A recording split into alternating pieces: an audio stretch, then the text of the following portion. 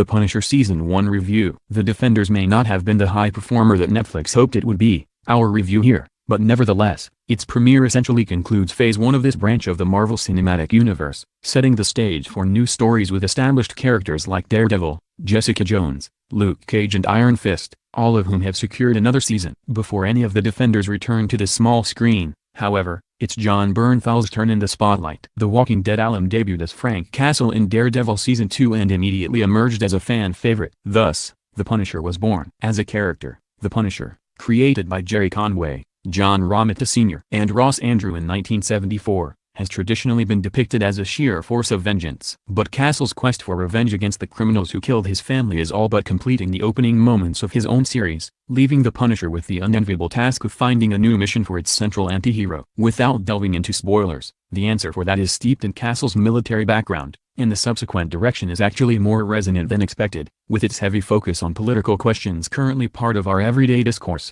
Much of The Punisher hinges on Castle's post-traumatic stress from his time in the Marines as well as the overwhelming grief for the loss of his wife and children. While the Marvel, Netflix shows have always touched on relevant themes, Jessica Jones and Luke Cage in particular, The Punisher leans into this harder than all of its predecessors combined. The fact that superpowers don't play a role, unless you count Castle's ability to overcome impossible odds, only heightens the real-life weight of the character's journey and the violence therein. After all, Marvel already delayed the release of The Punisher in response to the Las Vegas shooting on October 1st. The path of an antihero is often paved with the bodies of his enemies and a chronic need to brood about it all, and accordingly, The Punisher takes itself just as seriously as its main character does. The series doesn't offer much in the way of fun or thrills, entrenching itself in conspiracy and shadowy government intrigue instead. Whether that works for viewers will likely depend on what they're hoping to get out of their Marvel, Netflix shows, but with no Matt Murdock to balance the moral stakes, Deborah Ann Woll's Karen Page just make an appearance, The Punisher has an air of gloomy apathy to it that might not be everyone's taste.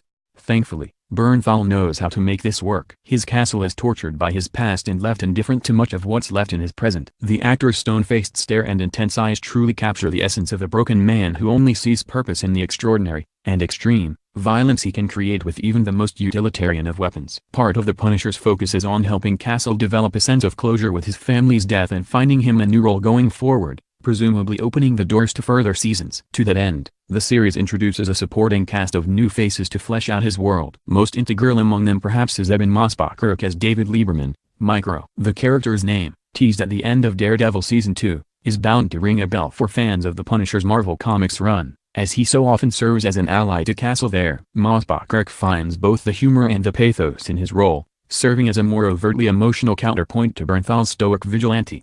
Ben Barnes and Jason R. Moore also play key roles as former military buddies of Castle's, the latter of whom has kept in touch even after Castle's presumed death. Less successful so far is the subplot following Department of Homeland Security agent Dinah Madani, Amber Rose Riva, as an investigation leads her on a collision course with Castle.